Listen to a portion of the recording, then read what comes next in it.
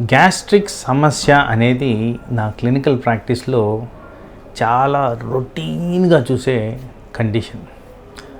ఊత పదంలాగా వాడేస్తూ ఉంటారు. ఎటువంటి సమస్యనైనా కూడా గ్యాస్ట్రిక్ సమస్యే అనేది మన దగ్గర పేషెంట్ ఫామ్లో చెప్పే రిప్రజెంటేషన్.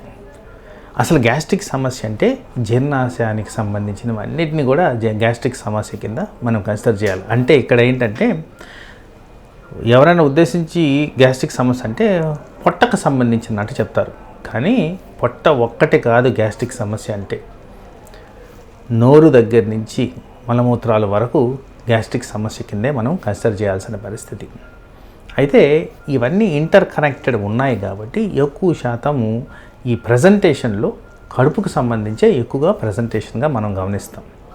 ఈ కడుపుకు సంబంధించిన ప్రజెంటేషన్లో కూడా ఏంటి, అజీర్ణము, వామిటింగ్ సెన్సేషను, బర్నింగ్ సెన్సేషను, నొప్పి, కడుపు ఉబ్బరము, ఏదైనా తిన్న తర్వాత అలసటగా ఫీల్ అవ్వడం, కొంతమందిలో ఆయాసంగా కనపడడం, కొంతమందిలో చెమటలు పట్టడం. సో వివిధ రకాల ప్రజెంటేషన్స్లో గ్యాస్ట్రిక్ ప్రాబ్లం అనేది కనిపిస్తూ ఉంటుంది.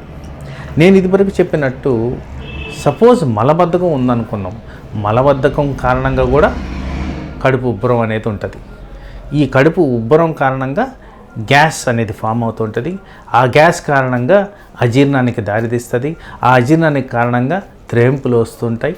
తర్వాత ఆకలి అనేది లోపిస్తుంటుంది. సో ఇలా గ్యాస్ట్రిక్ సమస్య అనేది వివిధ రకాలుగా ప్రజెంట్ అయ్యేదానికి ఆస్కారం ఉంది.